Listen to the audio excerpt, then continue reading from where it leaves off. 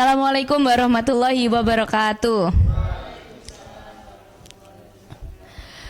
Alhamdulillahirabbil alamin, dan terima kasih kepada teman-teman, kepada Bapak Ibu semuanya yang telah berkenan hadir memenuhi undangan dari saya di siang yang panas hari ini untuk bersama-sama kita sharing, kita belajar tentang apa yang sudah saya dapatkan selama saya mengikuti pendidikan guru penggerak, yaitu salah satunya adalah tentang budaya positif di sekolah.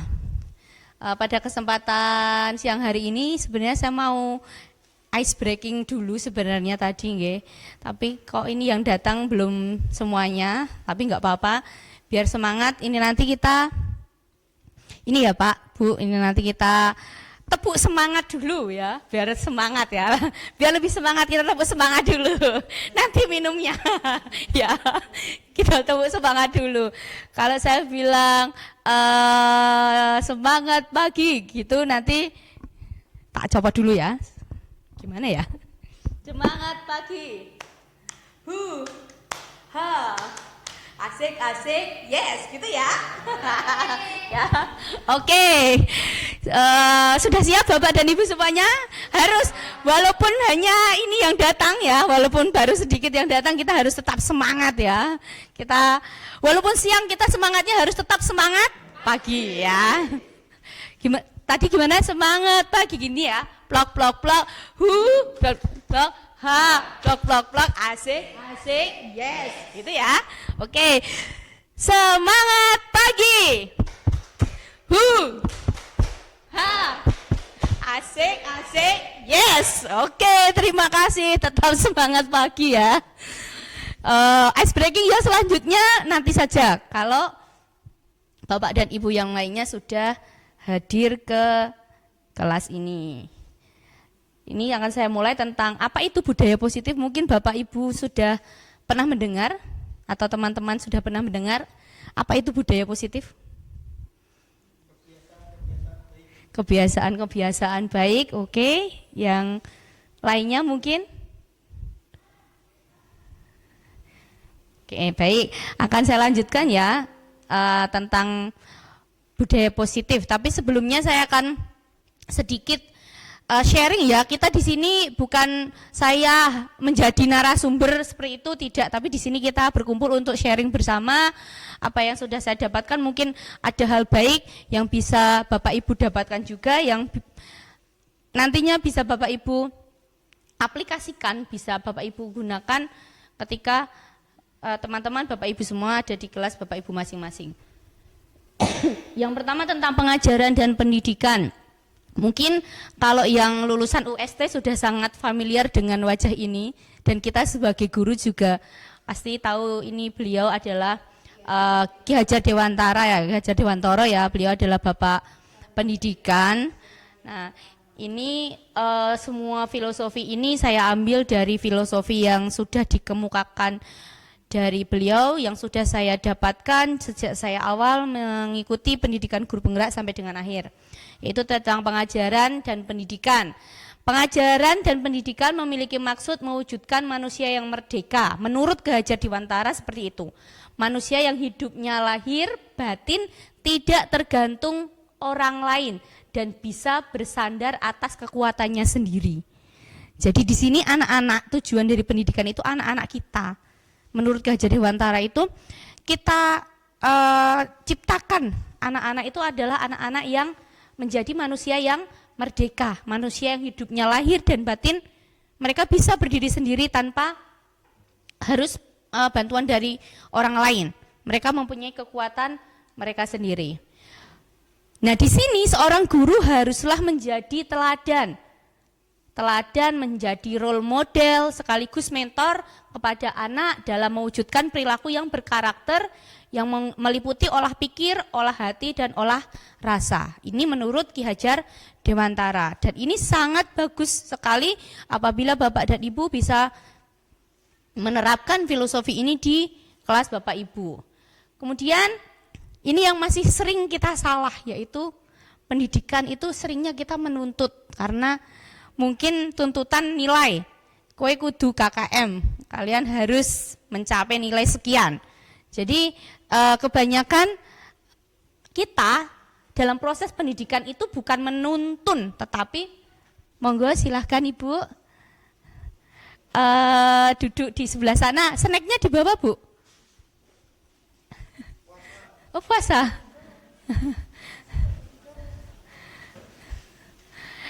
Nah, saya lanjutkan.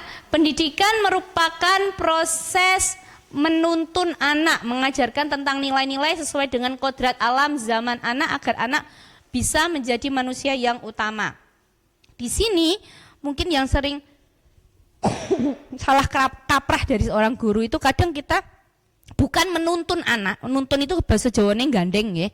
Tetapi kita menuntut anak, kamu harus bisa ini, kamu harus bisa itu, kamu nilainya harus sekian, dan lain sebagainya. Dan seringkali saya pun kadang mengatakan, nek zaman ibu dulu itu anaknya bocah-bocah ki nggak seperti ini, bocah-bocah lebih manut. Itu ternyata hal-hal seperti itu hal yang salah, karena kita harus menuntun mereka sesuai dengan kodrat alam dan kodrat zaman. Anak sekarang itu anak generasi ya, monggo Ibu. Nah, kemudian seneknya Mas dibawa Mas. Hah? Oh, iya. Sama Bu Ani. Kemudian saya lanjutkan.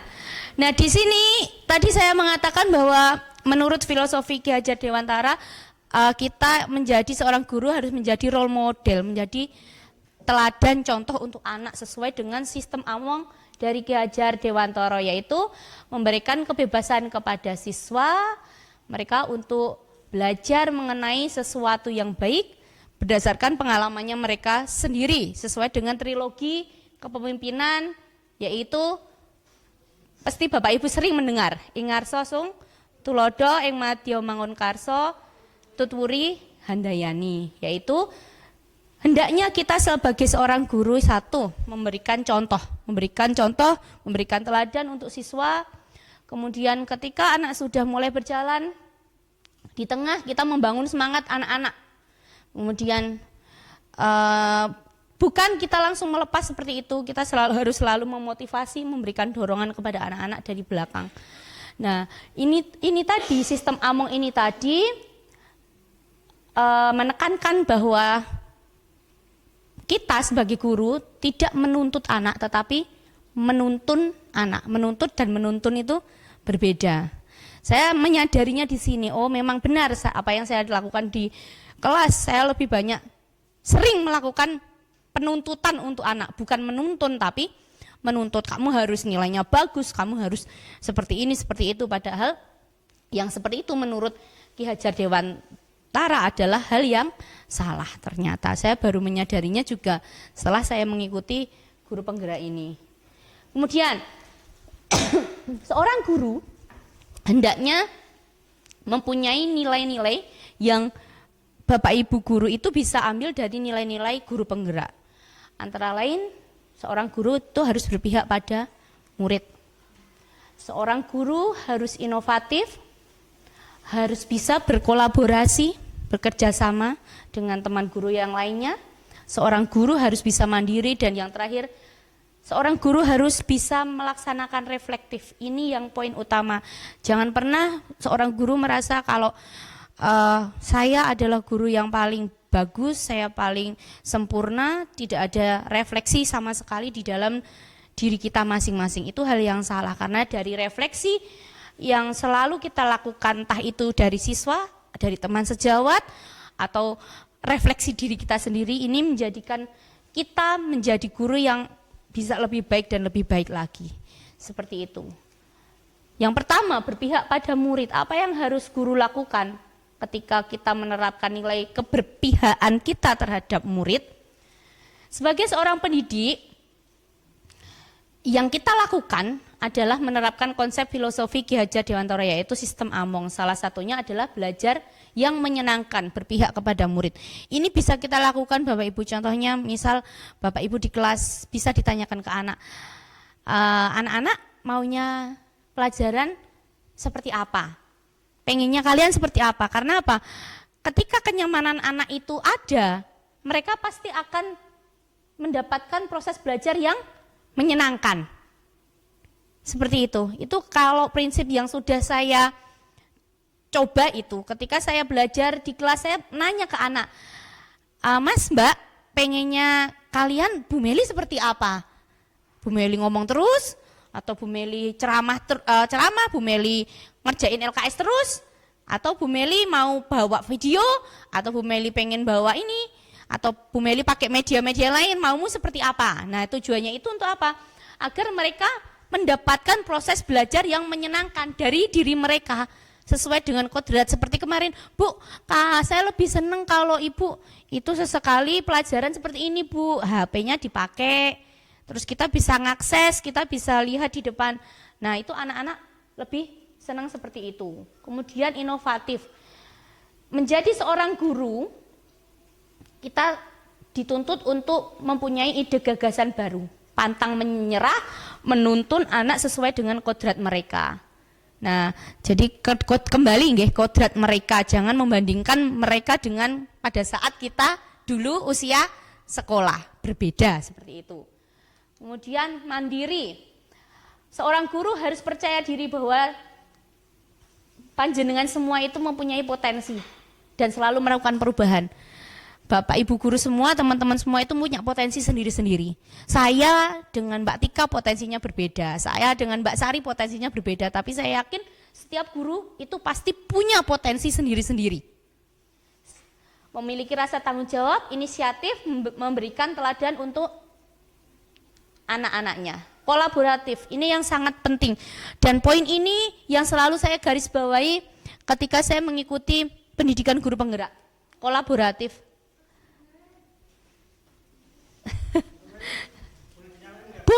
Boleh ya, boleh. Sudah? Oke. Kolaboratif. Bisa membangun iklim yang positif antara semua warga sekolah. Ini yang poin sangat penting. Iklim positif, karena kalau di sebuah sekolah tidak ada iklim positif di antara warga sekolah itu, maka hubungan sosial itu tidak akan bisa tercipta, tidak akan menciptakan sekolah yang kondusif, tidak ada kerjasama yang baik antara semuanya, seperti itu. Kemudian reflektif, sebagai seorang pendidik harus melihat diri sendiri, introspeksi terhadap diri sendiri, memiliki pola pikir terbuka, selalu melakukan evaluasi diri. Jadi misalkan ada temannya yang memberikan masukan, Pak, Bu, Mas, kamu seperti ini loh, kamu harusnya seperti ini, tidak usah marah. Karena apa? Karena itu merupakan apa? Introspeksi. Mungkin introspeksi itu bisa berasal dari orang lain, tidak melulu kita sendiri yang introspeksi. Seperti itu. Jadi ini akan selalu membuat Bapak Ibu bisa mengevaluasi diri Bapak Ibu, kemudian nantinya Bapak Ibu sendiri akan berkembang kalau bisa melakukan refleksi terhadap dirinya sendiri. Nah, jadi kesimpulannya di sini, jika seorang guru mampu menerapkan nilai peran sebagai guru penggerak, Bapak Ibu guru pun bisa, maka akan mampu mewujudkan visi yang telah disusun. Visi kita ada, visi sekolah aja, di depan terwujudnya sekolah yang berwawasan lingkungan, berbudaya, kemudian anak yang kreatif seperti itu bisa. Dan Bapak Ibu sendiri juga bisa merumuskan visi panjenengan sendiri-sendiri, mewujudkan mimpi murid, merumuskan prakarsa perubahan ke arah yang lebih baik. Dalam visi itu di depan sana saya melihat adalah salah satunya adalah kreatif, mewujudkan siswa-siswi yang kreatif. Nah, Bapak Ibu bisa membuat prakarsa perubahan, salah satunya apa? Mewujudkan kreatif itu. Mungkin dengan media yang interaktif atau apa. Itu bisa. Kemudian masuk ke budaya positif. Apa itu budaya positif? Nah, jadi seorang guru harus dapat menerapkan nilai dan peran guru penggerak tadi dengan baik untuk mewujudkan budaya positif di sekolah. Budaya positif dapat terwujud dengan kolaborasi. Kembali lagi kolaborasi. Monggo Pak. Kolaborasi. Ternyata dari bulan Agustus sampai dengan saat ini saya sedang mengikuti guru penggerak itu, makna kata kolaborasi itu selalu muncul pada setiap materi. Kolaborasi seperti itu. Menerapkan budaya positif terwujud dengan kolaborasi seluruh warga sekolah, bukan hanya kolaborasi antar guru dan siswa. Kemudian salah satu tujuan prakarsa perubahan tadi adalah pada sebuah visi yang terwujudnya budaya positif di sekolah sesuai dengan filosofinya Ki Hajar Dewantara.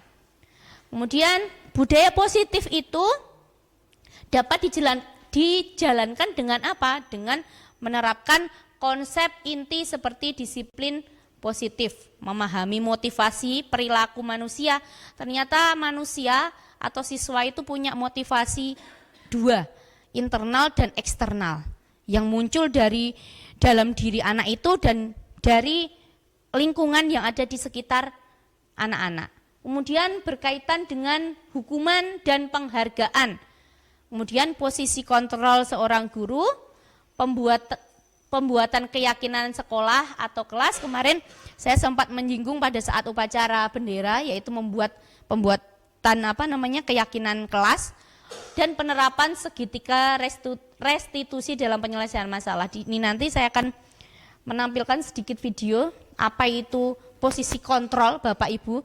Nanti teman-teman semua bisa melihat, oh ternyata selama ini saya itu sebagai kontrol apa. Nah, itu bisa melihat dengan cara dia berbicara kepada anak. Bisa. Kemudian disiplin positif, apa itu? Salah satu menerapan budaya positif di sekolah tadi adalah dengan disiplin positif. Tujuannya adalah menanamkan motivasi yang ketiga pada murid-murid kita, yaitu untuk menjadi orang yang mereka inginkan dan menghargai diri sendiri dengan nilai-nilai yang mereka percaya. Jadi nilai-nilai universal itu banyak, Bapak Ibu, ada menghargai, menghormati, dan lain, toleransi dan lain sebagainya. Kemudian cara penerapan disiplin diri yang menumbuhkan rasa tanggung jawab terhadap anak dapat membuat anak menyadari berdasarkan motivasi internal, bukan berdasarkan paksaan, pujian, atau hukuman. Nah, jadi materi tentang budaya positif itu sebenarnya di PMM sudah ada.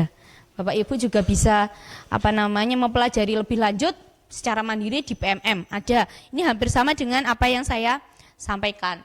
Nanti kita sharing bersama apa yang panjenengan dapat dan apa yang saya dapat. Mungkin nanti ini yang dari saya bisa untuk tambahan Bapak Ibu dalam belajar mandiri di PMM. Seperti itu. Tadi saya mengatakan bahwa motivasi perilaku manusia itu ada dua. Yang pertama motivasi eksternal. Salah satunya adalah untuk menghindari ketidaknyamanan atau hukuman. Misalkan ada anak yang mau memasukkan baju, tapi motivasinya hanya untuk menghindari ketidaknyamanan atau hukuman. Ada yang seperti itu. Kemudian untuk mendapatkan imbalan atau penghargaan dari orang lain. Misalkan anak, Bu saya mau menjawab tapi nanti kula dinai pinten, dapat hadiah apa? Nah itu jika anak mempunyai motivasi tetapi dia motivasinya masih eksternal. Kemudian kalau motivasi internal itu mereka menjadi orang yang mereka inginkan dan menghargai diri sendiri dengan nilai-nilai yang mereka percaya. Jadi maksudnya di sini itu datang dari dirinya sendiri. Saya melakukan ini karena sebuah nilai ini. Nah, yang mungkin bisa kita gali dari anak-anak itu PR kita adalah bagaimana seorang anak mempunyai motivasi internal di dalam tubuh mereka, di dalam hati mereka. Seperti itu. Kemudian, nah ini yang saya katakan tadi tentang posisi kontrol seorang guru. Apakah Anda menjadi posisi kontrol penghukum? Apakah Anda posisi kontrol teman? Ataukah Anda adalah di posisi kontrol pembuat merasa bersalah? Atau Anda di manajer atau Anda di pemantau? Coba, saya akan menayangkan sebuah video yang nanti coba Bapak Ibu, oh lah saya itu di situ. Nah, di posisi apa Bapak Ibu? Kira-kira.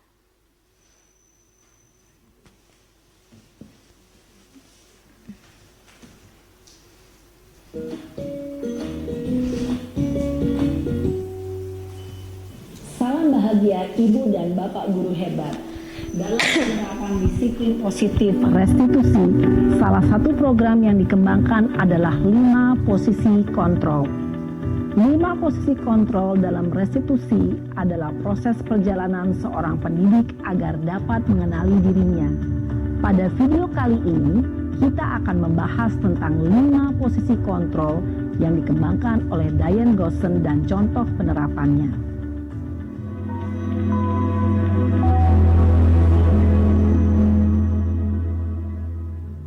Lima posisi kontrol itu adalah 1. Posisi penghukum. 2. Posisi pembuat merasa bersalah.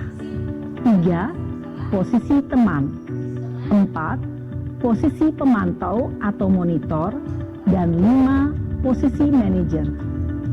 Untuk lebih memahami kelima posisi tersebut, mari kita saksikan kasus Naren yang terlambat hadir 20 menit di sekolah dan melihat bagaimana kelima posisi kontrol dalam menghadapi masalah tersebut.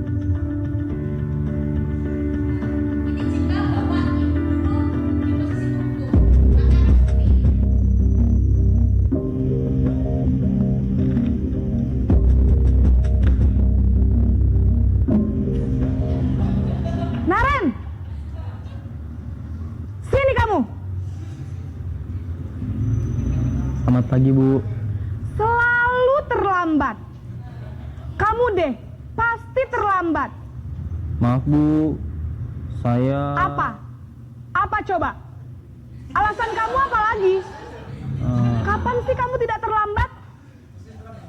Malas sekali ya kamu jadi anak. Saya... Dasar pemalas. Gak kapok-kapok sih kamu. Sudah berapa kali terlambat? Sana, kamu keliling lapangan basket 2 kali. Kenapa saya harus keliling lapangan basket, Bu? Kenapa? Kamu melawan ibu? Berani-beraninya jawab. Sudah terlambat, masih berani jawab pula. Sekarang, keliling lapangan basket 5 kali sekalian. Biar kapok. Cepat. Pergi sana ke lapangan basket. Posisi penghukum biasanya berbicara dengan nada tinggi, menghardik, menunjuk-nunjuk, menyakiti, dan menyindir. Hukuman bisa berupa fisik maupun psikis. Ibu dan Bapak Guru Hebat.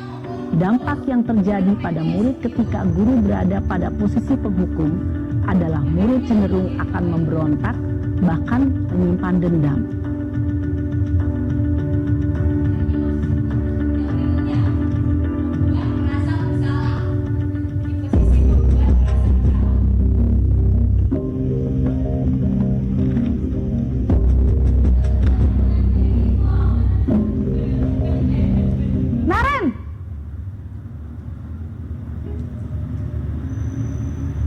Selamat pagi, Bu. Naren. Kamu kenapa terlambat lagi, nak?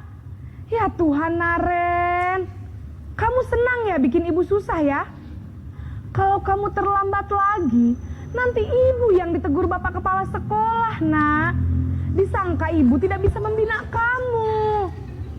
Duh, gimana ini? Maaf, Bu. Duh, Gusti Naren. Kamu suka ya kalau ibu ditegur Bapak Kepala Sekolah? Terus, sekarang ibu harus tulis apa ini di buku absen? Ini kamu sudah sering terlambat loh. Ibu harus apa coba? Maaf, Bu. Maaf sekali. Ya sudah, lain kali jangan bikin ibu susah lagi ya, nak ya. Ibu tidak akan kuat lagi kalau kamu begini terus. Bisa jantungan kalau ibu ditegur Bapak Kepala Sekolah. Sana cepat ke kelas. Maaf ya, Bu. Maaf sekali. Posisi pembuat rasa bersalah berbicara dengan nada tenang, cenderung lembut. Namun kata-kata yang diutarakan membuat murid merasa menjadi orang yang gagal. Memandang buruk dirinya sendiri, merasa tidak berharga, dan tidak sanggup membahagiakan orang lain. Ketika guru mengambil posisi pembuat rasa bersalah, murid akan menganggap dirinya yang bersalah dan ia akan menyimpan emosi negatif tersebut di dalam dirinya.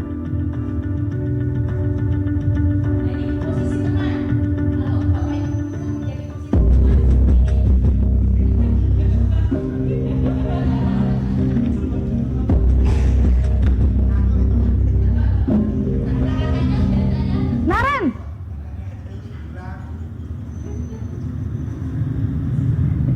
Selamat pagi, Bu. wah, sudah jam berapa ini, Nak? Terlambat lagi ya, sayang. Iya, Bu. Habis ibu saya lupa bangunkan saya, Bu.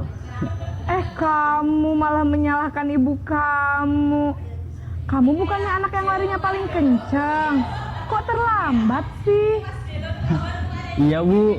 Saya memang terlambat bangun tadi. Jadi, biarpun saya lari kencang, tetap gak kekejar, Bu. Ya sudah sana, nanti lain kali larinya lebih kenceng lagi ya. Biar gak terlambat lagi. Bikin seneng ibu, demi ibu. Bisa kan? Bisa lah, Bu. Ya sudah sana masuk kelas. Ibu beresin urusan absen kamu. Kamu ini ada-ada saja. Dalam posisi teman, guru berbicara dengan nada suara ramah, akrab, cenderung bersenda gurau untuk menjaga suasana tetap santai. Murid akan merasa senang, aman, dan akrab dengan guru. Identitas yang tercipta adalah identitas sukses atau berhasil. Namun, perlu diingat, karena ini masih dorongan eksternal, maka ada faktor ketergantungan dari murid kepada orang tertentu.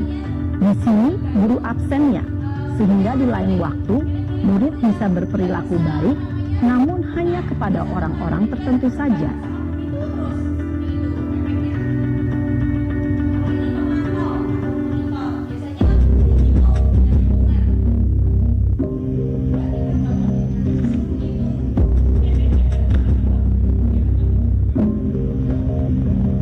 Naren,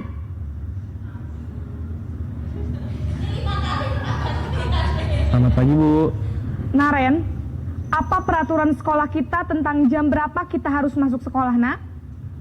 Kita harus di sekolah jam 7, Bu. Iya betul, sekarang sudah jam 7.20. Naren sudah tahu konsekuensinya jika terlambat hadir. Paham, Bu. Saya harus tinggal kelas pas jam istirahat selama 20 menit. Iya benar, konsekuensinya demikian. Jadi nanti jam 9.30 pas istirahat, kamu harus tinggal di kelas, kerjakan tugas tambahan untuk ketertinggalan kamu, ya?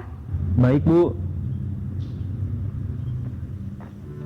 Posisi pemantau mengandalkan penghitungan atau data untuk mengontrol murid. Guru mengarahkan murid berdasarkan peraturan dan konsekuensi. Seorang pemantau menunjukkan bahasa tubuh dan ekspresi wajah yang datar dan cenderung formal.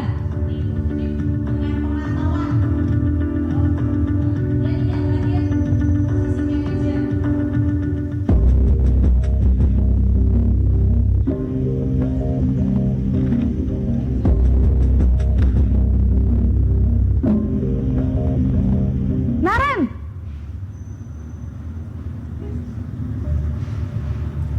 Selamat pagi, Bu. Selamat pagi, Naren.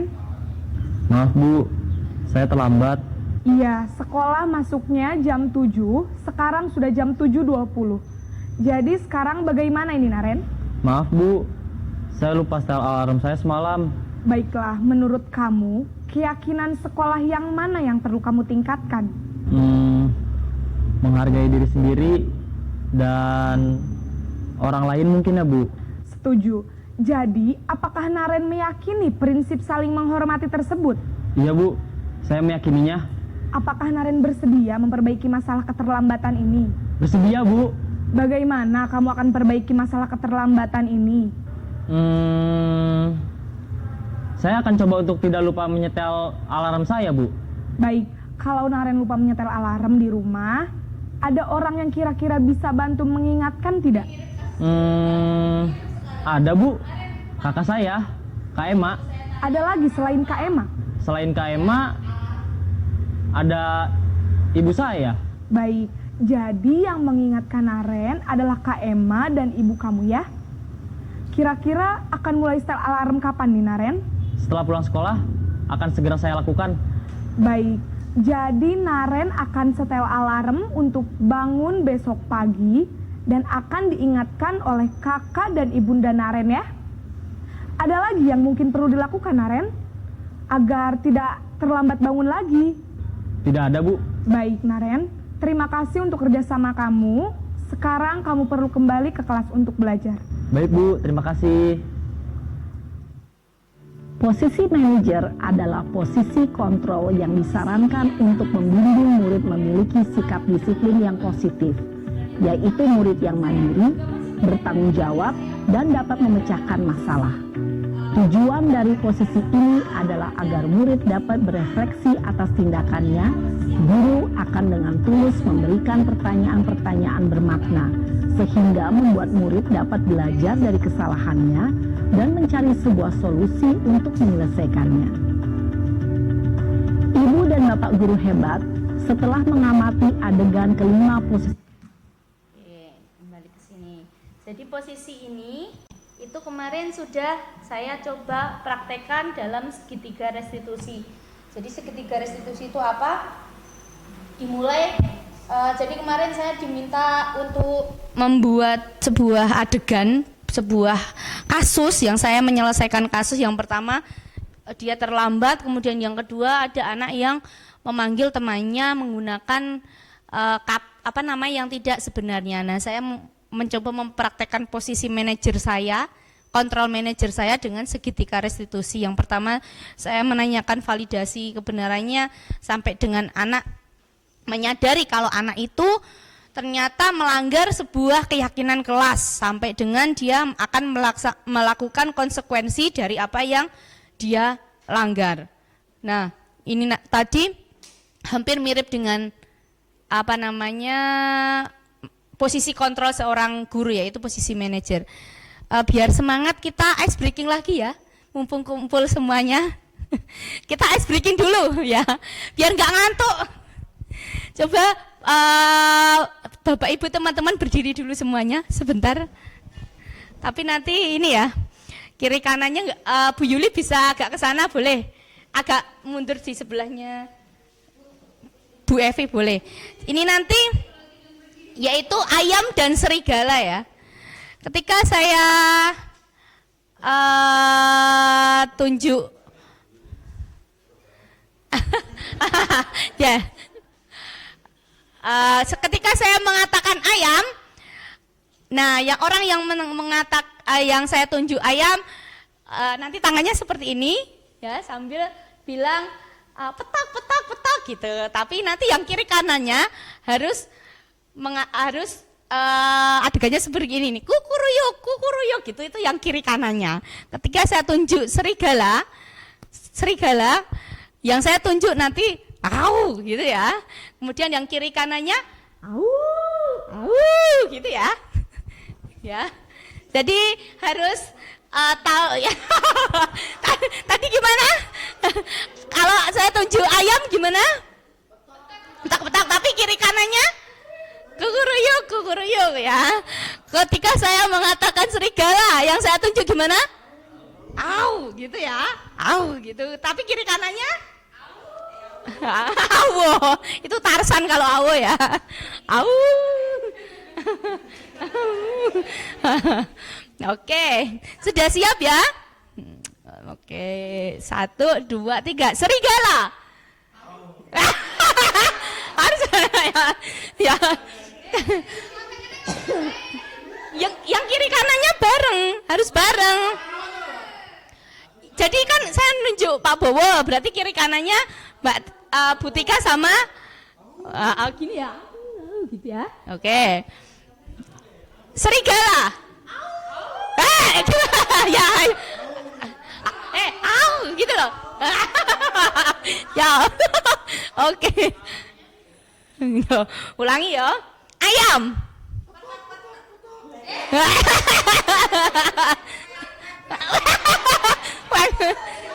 Ya.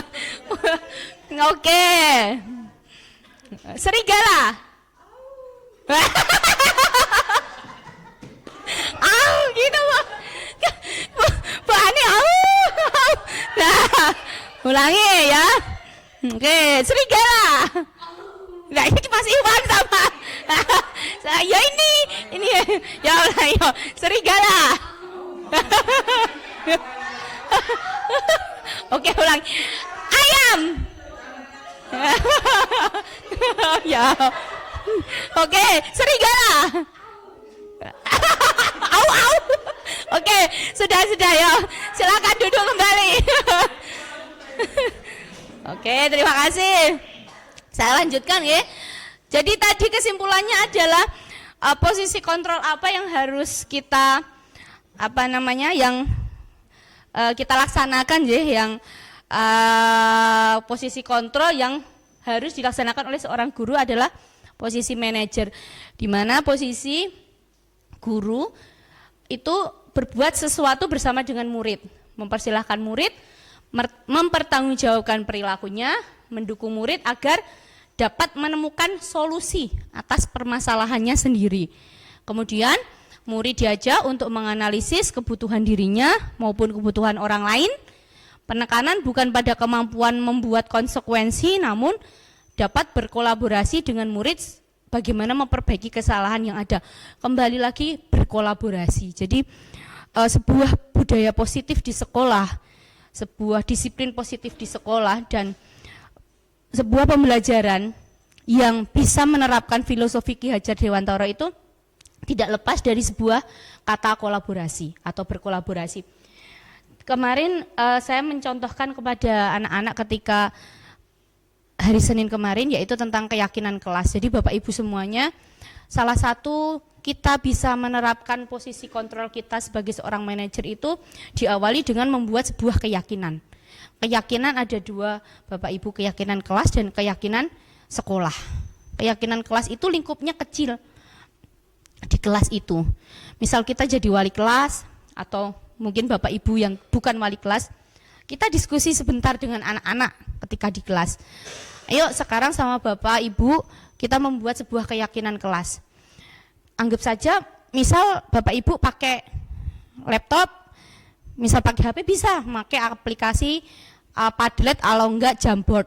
Jamboard itu seperti sticky note, tetapi sticky note itu dalam bentuk online di HP anak-anak bisa. Sticky note itu loh Bapak Ibu, yang kertas merah kuning hijau itu loh yang bisa ditempel-tempel. Atau mungkin Bapak Ibu bisa membelikan kertas, kemudian anak-anak diberikan satu-satu kertasnya, kemudian anak-anak diminta untuk yuk sekarang satu-satu kita akan buat kesepakatan kelas, keyakinan kelas. Satu orang silahkan menuliskan keyakinan kelas apa yang kira-kira harus dilaksanakan, harus disepakati oleh kelas kita. Setiap anak kan membuat satu-satu itu. Nah, kita tempelkan nanti di papan tulis itu. Nanti kan ada 32 keyakinan kelas. Nah, kita akan bacakan satu persatu. Nanti keyakinan kelas yang double, ambil aja satu. Misal ada yang ternyata 3 itu sama, kita bisa menuliskan satu. Kita tuliskan di papan tulis keyakinan apa yang anak-anak sepakati. Setelah semuanya kita tanya ke anak-anak, ini semua keyakinan kelas sudah kita sepakati, kira-kira konsekuensi apa jika ada salah satu dari kita anggota kelas ini yang tidak bisa memenuhi keyakinan kelas. Nah, konsekuensinya apa? Anak-anak sendiri nanti yang akan menentukan konsekuensinya. Jadi suatu saat jika ada anak tidak sesuai dengan keyakinan kelas, itu kan dia tahu konsekuensinya apa. Misalkan dilarang mengejek sesama teman. Suatu saat ada laporan, Bu, ini kemarin si A mengejek si B, membuli Bu. Nah, kan udah punya keyakinan kelas, tahu konsekuensinya apa. Jadi biar anak-anak itu tersadar sendiri apa yang sudah mereka yakini, apa yang sudah mereka sepakati dengan teman-temannya itu, mereka tersadar dari dirinya sendiri, motivasi internal dari mereka sendiri, agar mereka bisa lama-lama tindakan yang tidak sesuai dengan keyakinan kelas itu tidak terjadi lagi di kelas maupun di sekolah, seperti itu. Nah, tadi yang saya katakan guru berperan dalam mewujudkan keyakinan di kelas dengan membuat kesepakatan antara guru dan siswa. Ini bisa dilakukan di kelas maupun di lingkungan sekolah. Keyakinan kelas sekolah dibuat menggunakan kalimat positif. Jadi ternyata kalau ada kata-kata dilarang membuang sampah sembarangan, itu kurang pas. Kata-katanya sebaiknya digunakan diganti menjadi kalimat positif, misalkan membuang sampah pada tempatnya. Dilarang lari-larian di kelas, itu kurang pas. Lebih baik kalimatnya berjalan pelan-pelan di dalam kelas. Nah, seperti itu contohnya. Jadi membuatnya menggunakan kalimat yang positif. Kemudian keyakinan kelas sebaiknya sesuatu yang dapat diterapkan di lingkungan tersebut. Jadi kalau nggak bisa diterapkan nggak usah dijadikan keyakinan kelas. Semua warga kelas hendaknya ikut berkontribusi dalam pembuatan keyakinan kelas lewat kegiatan curah pendapat. Ini biasanya lebih guru BK sering ya Mas Iwan ya kayak gini. Curah pendapat, kemudian keyakinan kelas itu mungkin di programnya BK sendiri ada, mungkin. Ini ternyata di guru penggerak pun, di PMM pun ini juga dilaksanakan.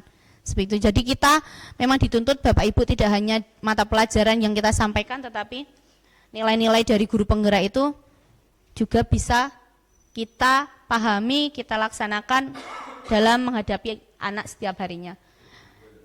Kemudian segitiga restitusi, tadi yang saya katakan, saya kemarin yang melihat Mbak Evi kayaknya saya mencoba membuat video ya Mbak. Membuat video ketika ada dua anak yang saya kondisikan, satu dia memiliki kesalahan terlambat, yang satu memanggil temannya tidak sesuai dengan namanya. Saya sudah mencoba menstabilkan identitasnya dulu, mencari kebenarannya. Apakah benar kamu seperti ini? Kemudian validasi tindakan yang salah, kemudian menanyakan keyakinan. Ini kemarin saya coba praktekkan dari 2 kasus. Kemudian menciptakan budaya positif di kelas, di sekolah harus berkolaborasi, masih juga berkolaborasi ya, dengan banyak pihak, dengan menggunakan nilai-nilai kebajikan universal yang dapat dilaksanakan oleh semua pihak. Perubahan lain yang terjadi adalah perubahan kontrol yang semula, mungkin saya seringnya berperan sebagai teman, ya, menjadi kontrol manager, bahwa setiap permasalahan yang terjadi pada anak itu harus menumbuhkan motivasi dalam diri anak untuk bertanggung jawab melalui tahapan segitiga restitusi. Kesimpulannya seperti ini. Kalau menurut saya, hal yang paling penting adalah bagaimana cara semua pihak dalam sebuah sekolah berkolaborasi, menciptakan iklim budaya positif sekolah.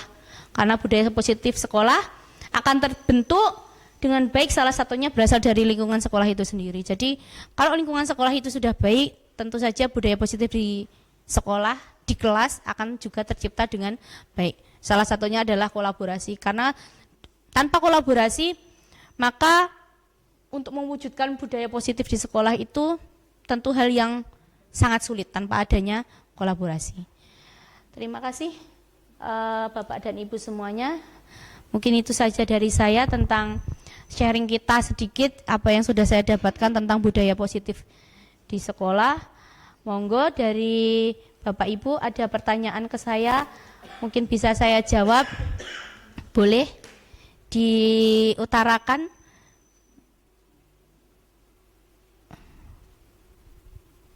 Silakan Bapak dan Ibu, ada pertanyaan? Monggo, kita sharing kok di sini. Saya merasa juga karena saya bukan orang yang wah Mbak Meli mungkin lebih tahu dulu, enggak, tapi saya di sini sharing. Kita sharing bersama apa yang saya dapatkan. Saya bagikan ke Bapak Ibu semuanya. Mungkin ada manfaatnya sedikit untuk diambil, dipraktekkan ke anak-anak. Dan saya juga masih tahap belajar karena ternyata dari guru penggerak ini banyak sekali yang bisa saya pelajari, dan hal yang salah itu ternyata banyak yang saya lakukan. Sangat banyak sekali. Monggo dari Bapak Ibu. Monggo. Enggak apa-apa, tanya apa, enggak terkait dengan ini, kalau saya bisa menjawab boleh. Monggo.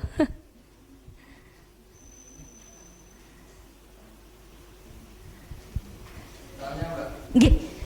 Ya. Misalkan dari beberapa budaya positif tadi kan ada 5 ya kalau tidak salah. Posisi kontrol. Iya, posisi kontrol itu ada 5 dan itu memang ada di PMM dan alhamdulillah saya sudah menyelesaikan itu. Saya pertanyaannya, apabila kelima hal tersebut, posisi tersebut kita kolaborasikan itu bisa atau tidak? Terus saat seperti apa kita mengkolaborasikan, artinya memadukan kelima tersebut itu saat seperti apa? Itu mungkin enggak, itu pertanyaan. Itu saja. Baik, terima kasih. Mungkin Mas Iwan, kapan kita menjadi posisi teman, kapan kita menjadi posisi manajer gitu Mas? Bisa enggak kita menjadi posisi manajer, yang menjadi posisi teman, yang menjadi posisi ini gitu? Atau gimana? Iya, maksudnya misalkan menghadapi satu anak. Nah, itu kadang kita menjadi posisi kontrol manager. Tapi terkadang kita menjadi posisi kontrol teman. Seperti itu kan? Kalau menurut saya pribadi memang saya cenderung mengatakan bisa, Mas, karena nggak apa-apa. Sambil nyanyi nanti ya. Sebentar.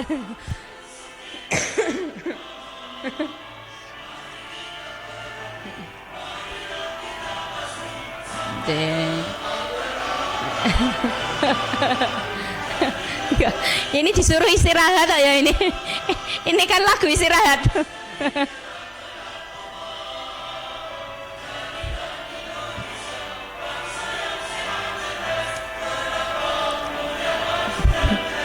Sebentar.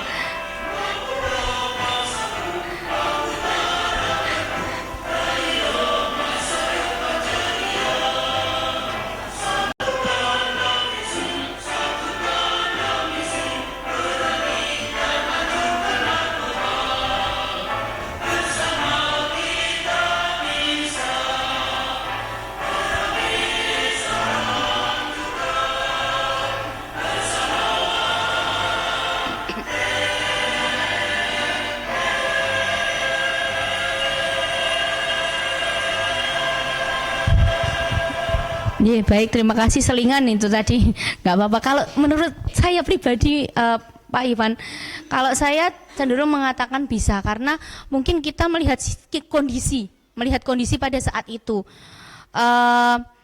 Mungkin pada awalnya kita, misal di awal kita bisa memposisikan kita sebagai pembuat anak merasa bersalah, misal awalnya ya, untuk menyadarinya, misal ya awal. Kemudian, tapi pada akhirnya kalau saya menyarankan kita tetap menerapkan posisi kita di kontrol manager.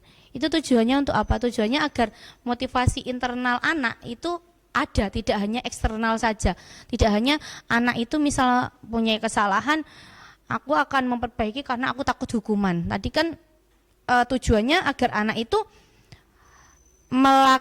menyadari kesalahannya itu karena sebuah nilai, bukan karena hukuman, bukan karena penghargaan dan lain sebagainya.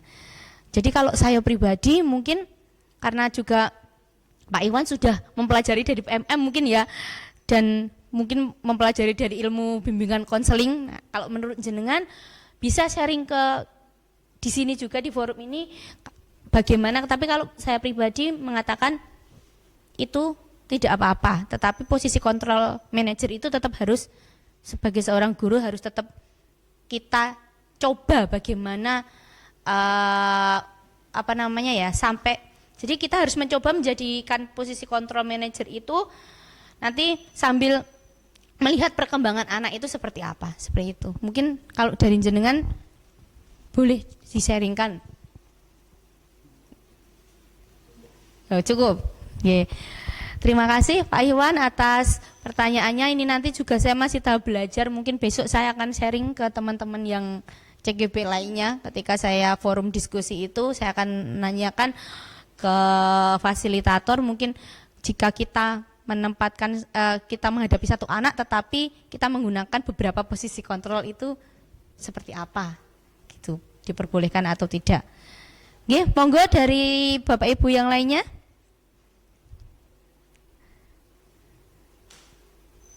Dari Pak Kun? Dari Bu Sari? Ya, belum? Boleh tanya. Ini sudah jam berapa Mbak? Ngeten. Boleh. Kita mau pulang Mbak. Boleh. Sudah. Ini. Oke. Di situ sudah berapa menit ya Pak Santo? Oh sudah cukup ya. Nanti tepuk tangan ya. Sudah, karena ini nanti videonya akan saya upload di channel YouTube saya. Ya, jadi nanti akan saya gabungkan dengan awal. Jadi apa ya? Ada pembukaannya, kemudian video ini nanti akan saya masukkan situ. Akan dicek langsung dari fasilitator saya yang ada di Jakarta. Seperti itu. Oke, terima kasih banyak atas bantuan dari teman-teman, kesediaan teman-teman semua, Bapak dan Ibu untuk hadir bersama di siang hari ini, sharing bersama saya. Dan semoga apa yang saya sampaikan pada siang hari ini membawa manfaat yang baik untuk Bapak Ibu semuanya. Mari kita belajar bersama, karena saya juga baru tahap belajar. Jadi kita akan belajar bersama-sama, kolaborasi bersama, menumbuhkan budaya positif di sekolah. Seperti itu. Mungkin itu saja dari saya. Banyak kekurangan saya dalam menyampaikan materi pada siang hari ini. Saya minta maaf yang sebesar-besarnya. Saya akhiri dari saya. Assalamualaikum warahmatullahi wabarakatuh.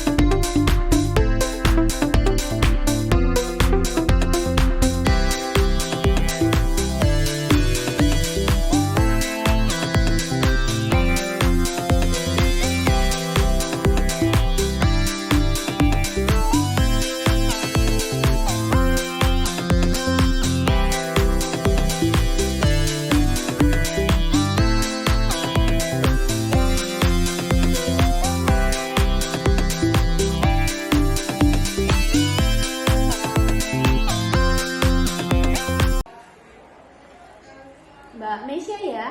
Iya, Mbak Mesya. Tadi Nuril datang ke sini. Kemudian dia bercerita banyak sama Bu Meli.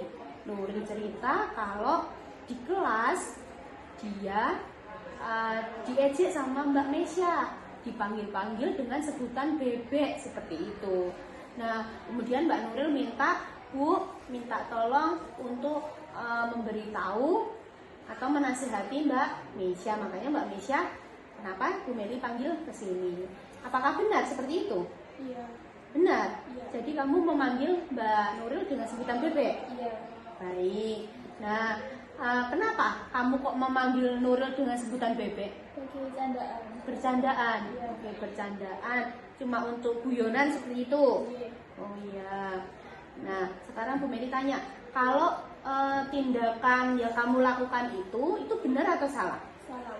Salah ya? Kamu berarti tahu ya itu salah ya? Iya.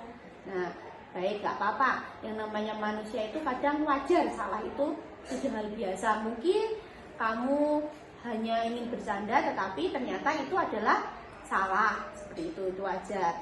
Tetapi setelah ini, kamu tahu kan kira-kira akan kamu lakukan lagi atau tidak? Tidak. Tidak. Oke, nah terus kamu masih ingat waktu itu di kelas kamu sama teman-teman membuat keyakinan kelas bersama, ya kan? Sudah kalian sepakati. Nah, kira-kira kalau memanggil temannya pakai sebutan lain itu Sesuai tidak sama keyakinan kelas? Tidak sesuai ya? Tidak sesuai. Apa keyakinan kelas yang kamu langgar apa kira-kira? Menghargai dan menghormati teman. Ya, terus apa lagi? Tidak mengejek teman. Tidak mengejek teman. Jadi keyakinan kelas yang sudah kamu langgar itu tidak menghargai teman ya, atau kemudian mengejek sama teman itu tidak boleh. Oke, kalau gitu besok berarti Mbak Mesya harus habis ini nanti meminta maaf ya sama Mbak Nuril ya. Kemudian kamu janji untuk apa? Tidak melakukan lagi. Oke, besok lagi berhati-hati dalam berbicara, dalam bercanda juga berhati-hati. Seperti itu ya. Ya, terima kasih Mbak Mesya. Boleh kembali ke kelas. Baik, Ibu panggil kamu ke sini itu karena dari beberapa laporan guru dan teman-teman kamu, mereka bercerita bahwa kamu sering datang terlambat ke sekolah. Nah, mereka bilang sama Bu Meli kalau Vicky sudah beberapa kali datang terlambat ke sekolah. Coba kamu ingat-ingat sudah berapa kali kira-kira kamu datang terlambat ke sekolah? 5 kali. Sudah 5 kali? Iya. Oke. Nah, Bu Meli tanya, kalau sering datang terlambat itu suatu kesalahan atau bukan? Kesalahan. Kesalahan. Vicky tahu kalau itu suatu kesalahan? Tahu. Tahu. Nah, Vicky kenapa kalau datang terlambat kenapa? Karena tidurnya terlalu malam karena main HP. Tidur terlalu malam karena main HP. Baik. Oke, Bu Meli memaklumi kalau manusia itu pasti ada salahnya. Kamu mungkin sesekali 2 kali melakukan kesalahan. Nah, sekarang kenapa kamu Bu Meli panggil itu, kita akan mencari solusinya. Solusinya biar Mas Vicky tidak datang terlambat, biar Mas Vicky bisa masuk ke sekolah dengan tepat waktu, seperti itu. Nah, kamu masih ingat kemarin kamu dan teman-teman kamu membuat keyakinan kelas? Masih ingat? Masih ingat. Nah, kira-kira kalau datang terlambat itu sesuai dengan keyakinan kelas atau tidak? Tidak sesuai. Jadi Mas Vicky tahu ya itu tidak sesuai ya. Nah, keyakinan kelas apa yang kamu langgar kalau kamu itu terlambat? Disiplin. Oke, jadi kalau terlambat itu tidak apa? Tidak disiplin. Kamu tahu ya itu ya? Nah, menurut kamu penting tidak kalau siswa itu disiplin?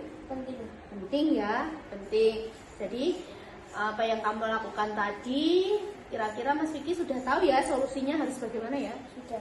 Harus gimana? Harus tidak main HP Terlalu malam. Tidak main HP terlalu malam. Bangunnya pagi. Biar apa? Biar tidak terlambat ke sekolah. Oke, biar tidak terlambat ke sekolah. Oke, Mas Vicky, tidak apa-apa. Yang penting Mas Vicky sudah tahu apa yang harus Mas Vicky lakukan setelah ini. Semoga besok Mas Vicky datangnya tepat waktu dan tidak terlambat lagi ke sekolah. Seperti itu ya. Nah, sekarang boleh kembali ke kelas. Dulu sini. Ya.